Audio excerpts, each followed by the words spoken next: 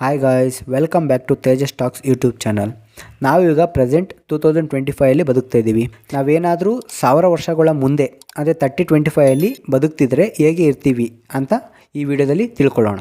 ಭೂಮಿ ಬಗ್ಗೆ ಮಾತಾಡೋದಾದರೆ, ಈಗ ನಾವೇನು ನೋಡ್ತಾ ಇದ್ದೀವಿ, ಗಿಡ ಆಗಿರ್ಬೋದು, ಮರ ಆಗಿರ್ಬೋದು, ಪ್ರಾಣಿ ಆಗಿರ್ಬೋದು, ಪಕ್ಷಿ ಆಗಿರ್ಬೋದು, ಇವು ಯಾವುವು 1000 ವರ್ಷ ಆದಮೇಲೆ ಇರಲ್ಲ.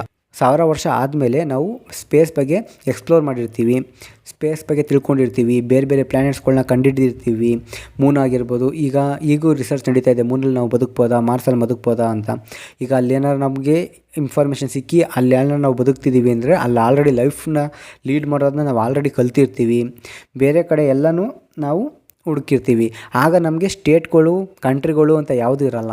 ಈಗ ನಾವು ಹೇಳ್ತೀವಲ್ಲ, India, Pakistan, Israel, China, US ಈ ಥರ ಕಂಟ್ರಿಗಳಿದೆಯಲ್ಲ, ಮುಂದೆ 1000 ವರ್ಷ ಆದಮೇಲೆ ಈ ಥರ ಕಂಟ್ರಿಗಳಿರಲ್ಲ. ಆಗ ಅರ್ತು, ಮಾರ್ಸು, ಮೂನು, ಇನ್ನು ನಾವು ಯಾವ್ಯಾವ ಪ್ಲ್ಯಾನೆಟ್ಗಳನ್ನ ಹುಡುಕಿರ್ತೀವಿ ಆ ಹೆಸ್ರುಗಳಿಂದ ಕಂಟ್ರಿಗಳ ಥರ ಕರೀತಾರೆ.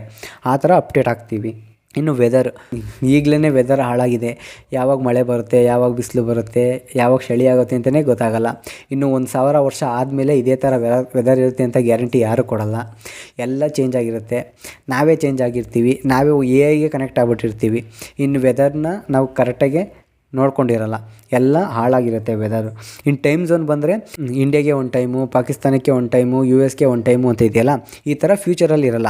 ಆಗ ನಾವು ಅರ್ತ್ಗೆ ಒಂದು ಟೈಮು, ಮೂನ್ಗೆ ಒಂದು ಟೈಮು, ಮಾರ್ಸ್ಗೆ ಒಂದು ಟೈಮು, ಮಿಕ್ತವ್ರಿಗೆ ಬೇರೆ ಬೇರೆ ಪ್ಲ್ಯಾನೆಟ್ಸ್ ಯಾವುದು ಕಂಡಿಡ್ತೀವಿ ಅವಕ್ಕೆಲ್ಲ ಟೈಮ್ ಝೋನ್ಸ್ಗಳನ್ನ ನಾವು ಫಿಕ್ಸ್ ಮಾಡಿಕೊಂಡು ಆ ಟೈಮ್ ಝೋನ್ಸ್ ಪ್ರಕಾರ ನಾವು ವರ್ಕ್ ಮಾಡ್ತಾ ಇರ್ತೀವಿ.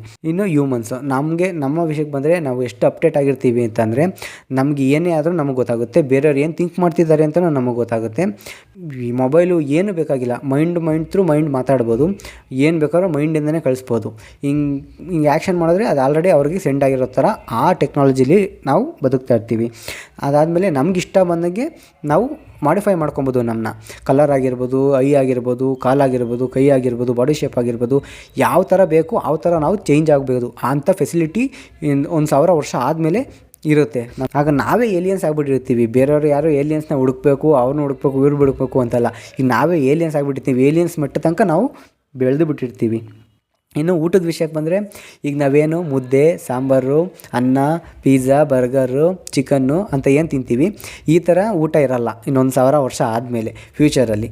ಅಲ್ಲಿ ಎಲ್ಲ ಬರೀ ಕ್ಯಾಪ್ಸೂಲ್ಸ್, ಬರೀ ಮಾತ್ರೆ. ಒಂದು ಮಾತ್ರೆ ಹಾಕೋ ಮನಿಕೋ ಅಷ್ಟೇ, ಇಲ್ಲ ಮಾತ್ರೆ ಹಾಕೋ ಕೆಲಸ ಮಾಡು, ಅದೇ ಥರ ಇರ್ತೀವಿ ನಾವು. ನಮಗೆ ಬೇರೆ ಯಾವುದೇ ಥರ ಊಟದ ವ್ಯವಸ್ಥೆ ಇರಲ್ಲ, ಬರೀ ಒಂದು ಟ್ಯಾಬ್ಲೆಟ್ಸ್ ಇಟ್ಕೊಂಡು ನಾವು ಜೀವನ ಸಾಗಿಸಬೇಕಾಗುತ್ತೆ. ಅದಾದಮೇಲೆ ಈಗ ನಮಗೆ ಆ ಥರ ಟ್ಯಾಬ್ಲೆಟ್ಸ್ ತಿಂದು ಕಾಯಿಲೆ ಬಂತು ಅಂದರೆ ನಾವು ಡಾಕ್ಟರ್ ಹತ್ರ ಹೋಗ್ತೀವಿ, ಹಾಸ್ಪಿಟಲ್ಗೆ ಹೋಗ್ತೀವಿ. ಫ್ಯೂಚರಲ್ಲಿ ಈ ಥರ ಇರಲ್ಲ. ನಿಮ್ಮ ಮನೇಲೇ ಒಂದೊಂದು ರೋಬೋಟ್ ಡಾಕ್ಟರ್ ಇರ್ತಾರೆ. ಅವರೇ ನಿಮ್ಮನ್ನ ಸ್ಕ್ಯಾನ್ ಮಾಡಿ ನಿಮ್ಗೇನಿದೆ, ಯಾವ ಕಾಯಿಲೆ ಇದೆ, ಯಾವ ಟ್ಯಾಬ್ಲೆಟ್ ತಗೋಬೇಕು ಅಂತ ಎಲ್ಲನೂ ಅವರೇ ಬರೆದು ಕೊಟ್ಟು ವಿತಿನ್ನೇ 1 ಡೇ ನಿಮ್ಮನ್ನ ಕ್ಯೂರ್ ಮಾಡಿ ಬಿಸಾಕ್ತಾರೆ ಫ್ಯೂಚರಲ್ಲಿ. ಅದಾದಮೇಲೆ ಗೇಮ್ಸ್ಗಳು ಮಾತ್ರ ನೆಕ್ಸ್ಟ್ ಲೆವೆಲಾಗಿರ್ತವೆ. ಬಟ್ ಈಗಿನ ಥರ ನಾವೇನು ಆಡ್ತಿದ್ದೋ ಒಂದು 90s ಕಿಡ್ಸು 2000 ಕಿಡ್ಸ್ಗೆ ಗೊತ್ತು ಯಾವ ಥರ ಅವರು ಗೇಮ್ಸ್ಗಳು ಆಡ್ತಿದ್ರು ಅಂತ. ಮರಕೋತಿ ಆಗಿರ್ಬೋದು, ಕಬಡ್ಡಿ ಆಗಿರ್ಬೋದು, ಗಿಲ್ಲಿದಂಡು ಆಗಿರ್ಬೋದು, ಕಲ್ಲು ಕುಟಿ ಆಗಿರ್ಬೋದು, ಕಣ್ಣ ಮುಚ್ಚಿ ಆಗಿರ್ಬೋದು, ಇವು ಅವರು ಎಂಜಾಯ್ ಮಾಡೋಕ್ಕಾಗಲ್ಲ. ಅವರು ಫುಲ್ಲು ವಾಸ್ಟಾಗಿರ್ತಾರೆ. ಅವ್ರು ಬೇರೆ ಥರ ಎಕ್ಸ್ಪೀರಿಯೆನ್ಸ್ ಮಾಡ್ತಾಯಿರ್ತಾರೆ. ಗೇಮಲ್ಲೆಲ್ಲ ಮಾತ್ರ ಅಪ್ಡೇಟ್ ತುಂಬ ಆಗಿರುತ್ತೆ.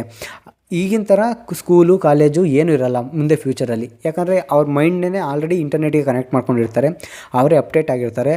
ಆ ಮೈಂಡಲ್ಲಿ ಏನು ಕನೆಕ್ಟ್ ಆಗಿದ್ರೆ ಅದನ್ನ ಸ್ಟೋರು ಮಾಡ್ಕೊತಾ ಇರ್ತಾರೆ, ಎಲ್ಲ ಮಾಡ್ಕೊಡ್ತಿರ್ತಾರೆ. ಮತ್ತು ಏನಕ್ಕೆ ಓದಬೇಕು, ಎಲ್ಲ ನಾಲೆಜು ಅವ್ರಿಗೆ ಆ್ಯಕ್ಸಸ್ ಇದ್ದಾಗ ಓದೋದು ವೇಸ್ಟು. ಈಗ ಎಲ್ಲರೂ ಒಂದೇ ಥರ ಇರ್ತಾರೆ. ಆಗ ಯಾರೋ ಒಬ್ಬರು ಮೇಲಿಲ್ಲ, ಒಬ್ಬರು ಕೀಳಿಲ್ಲ ಅಂತ ಏನು ಭೇದ ಭಾವ ಇರೋಲ್ಲ, ಎಲ್ಲ ಒಂದೇ ಥರ. ನಿನಗೂ ಗೊತ್ತಿದ್ರೆ ನನಗೂ ಗೊತ್ತಿದೆ, ಆ ಥರ ಫೀಲಲ್ಲಿ ಎಲ್ಲರೂ ಇರ್ತಾರೆ. ಅದಾದಮೇಲೆ ನಿದ್ದೆ ಕಮ್ಮಿ ಮಾಡ್ಬೋದು. ಯಾಕಂದರೆ ಅವರು ಮನುಷ್ಯರು ಅಪ್ಡೇಟ್ ಆಗ್ತಿದ್ದಂಗೆ ಅವ್ರು ಕೆಲಸ ಮಾಡೋದ್ರಲ್ಲಿ ಜಾಸ್ತಿ ಫೋಕಸ್ ಕೊಡ್ತಾರೆ. ಯಾಕಂದರೆ ಅವ್ರ ಕಂಟ್ರೋಲಲ್ಲಿ ಇರೋಲ್ಲ, ಬೇರೆಯವ್ರು ಯಾರೋ ಅವ್ರನ್ನ ನಡೆಸ್ತಾ ಇರ್ತಾರೆ. ಅವ್ರು ಏನು ಹೇಳ್ತಾರೆ ಅದನ್ನ ನಾವು ಮಾಡ್ತಾಯಿರ್ತೀವಿ. ಇನ್ ಕೇಸ್ ನಮ್ಮ ಬ್ರೈನು ಏನಕ್ಕೋ ಒಂದು ಕನೆಕ್ಟ್ ಆಗಿದೆ, ಇಂಟರ್ನೆಟಿಗೆ ಕನೆಕ್ಟ್ ಆಗಿದೆ, ಇಲ್ಲಾಂದ್ರೆ ಎಲ್ಲೋ ಅಂತ ಸ್ಟೋರ್ ಆಗ್ತಿದೆ, ಯಾರೋ ಆ್ಯಕ್ಸೆಸ್ ಮಾಡ್ತಿದ್ದಾರೆ ಅಂದರೆ ನಾವು ಅಪ್ಡೇಟ್ ಮಾಡ್ಕೊಬೋದು. ನಮ್ಮ ಬ್ರೈನಲ್ಲಿ ಅರ್ಧ ಪಾರ್ಟು ಒಂದು ಕಡೆ ರೆಸ್ಟ್ ಮಾಡ್ತಾಯಿದ್ರೆ ಒಂದು ಕಡೆ ವರ್ಕ್ ಮಾಡ್ತಾ ಇರಲಿ, ಈ ಥರ ನಾವು ಅಡ್ಜಸ್ಟ್ ಮಾಡ್ಕೊಬೋದು. ಅದರಿಂದ ನಾವು ನಮ್ಮ ನಿದ್ದೆನ ಕಮ್ಮಿ ಮಾಡ್ಕೊಬೋದು ಫ್ಯೂಚರಲ್ಲಿ. ಅದಾದಮೇಲೆ ನಮಗೆ ಸಾವೇ ಅನ್ನೋದಿರಲ್ಲ ಫ್ಯೂಚರಲ್ಲಿ. ಯಾಕೆ ಅಂದರೆ ನಾವು ಏನೇ ಥಿಂಕ್ ಮಾಡಿದ್ರೂ ಒಂದು ಕಡೆ ಸ್ಟೋರ್ ಮಾಡ್ಕೊತಾ ಇರ್ತೀವಿ. ನಮ್ಮನ್ನ ಡೂಪ್ಲಿಕೇಟಾಗಿ ಕ್ರಿಯೇಟ್ ಮಾಡ್ತಾನೆ ಇರ್ಬೋದು. ಎಷ್ಟು ಜನ ಬೇಕಾದ್ರೂ ಡೂಪ್ಲಿಕೇಟ್ ಮಾಡ್ಬೋದು ನಾವು. ಆ ಡಾಟಾಗಳನ್ನ ತಿರ್ಗಾ ಫೀಡ್ ಮಾಡಿದ್ರೆ ಸೇಮು ನಾವು ಹೆಂಗೆ ಮೊದಲೇ ಇದ್ದೋ ಅದೇ ಥರ ಇನ್ನೊಂದು ರೆಡಿ ಆಗುತ್ತೆ. ನಮಗೆ ಸಾವೇ ಇಲ್ಲ. ನಾವೇನು ಬೇಕಾದ್ರೂ ಮಾಡ್ಬೋದಾಗ ಮೆಮೊರೀಸ್ಗಳಂತೂ ಎರೇಸೇ ಆಗಲ್ಲ. ಇನ್ನು ಲ್ಯಾಂಗ್ವೇಜ್ ವಿಷಯಕ್ಕೆ ಬಂದರೆ, ಈಗ ಅವನು ಯಾರೋ ತಮಿಳು ಮಾತಾಡ್ತಿದ್ದಾನೆ, ನಾನೇನು ಕನ್ನಡ ಮಾತಾಡ್ತಾಯಿದ್ದೀನಿ, ನಿಂಗೆ ತಮಿಳು ಬರೋಲ್ಲ, ಅವನು ಕನ್ನಡ ಬರೋಲ್ಲ. ಈ ಸಿಚುವೇಷನಲ್ಲಿ ನಾವಿದ್ದೀವಿ. ಇನ್ ಫ್ಯೂಚರಲ್ಲಿ ಈ ಥರ ಇರೋಲ್ಲ. ಅವನಿಗೆ ತಮಿಳು ಬಂದರೆ ನನಗೂ ತಮಿಳು ಬಂದಿರುತ್ತೆ, ಅವ್ನಿಗೇನಾದ್ರು ರಷ್ಯಾ ಬರ್ತದೆ, ನಾನು ರಷ್ಯನ್ ಮಾತಾಡ್ತಾ ಇರ್ತೀನಿ, ಅವ್ನಿಗೆ ಇಂಗ್ಲೀಷ್ ಸಖತ್ತಾಗಿ ಬರ್ತಿದೆ, ನಾನು ಅವ್ನಿಗಿಂತ ಸಖತ್ತಾಗಿ ಮಾತಾಡ್ತಾ ಇರ್ತೀನಿ. ಸೊ ಕಾಂಪಿಟೇಷನ್ ಅನ್ನೋದು ಇರೋಲ್ಲ, ಎಲ್ಲರೂ ಒಂದೇ ಥರ ಇರ್ತಾರೆ.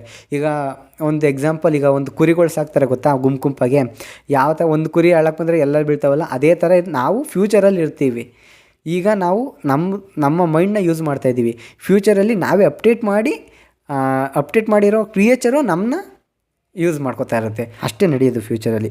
ಇದ್ರ ಬಗ್ಗೆ ನಿಮ್ಗೆ ಏನು ಅನಿಸುತ್ತೆ? ನಿಮ್ಗೆ ಏನಾರ ಈ ವಿಡಿಯೋದಿಂದ ಖುಷಿಯಾಗಿದ್ದರೆ, ಏನಾರ ತಿಳ್ಕೊಂಡಿದ್ರೆ ಸಬ್ಸ್ಕ್ರೈಬ್ ಮಾಡಿ, ಲೈಕ್ ಮಾಡಿ, ಶೇರ್ ಮಾಡಿ. ನೆಕ್ಸ್ಟ್ ವೀಡಿಯೋ ಏನು ಮಾಡಬೇಕು ಅಂತ ನೀವು ನನಗೆ ಸಜೆಷನ್ ಕೊಡ್ಬೋದು. ನಿಮ್ಮ ಸಜೆಷನ್ನ ನಾನು ಪಿಕ್ ಮಾಡಿ ನಾನು ವೀಡಿಯೋಸ್ನ ಮಾಡ್ತೀನಿ. ಅಲ್ಲಿವರೆಗೂ ಟೇಕ್ ಕೇರ್, ಬಾಯ್.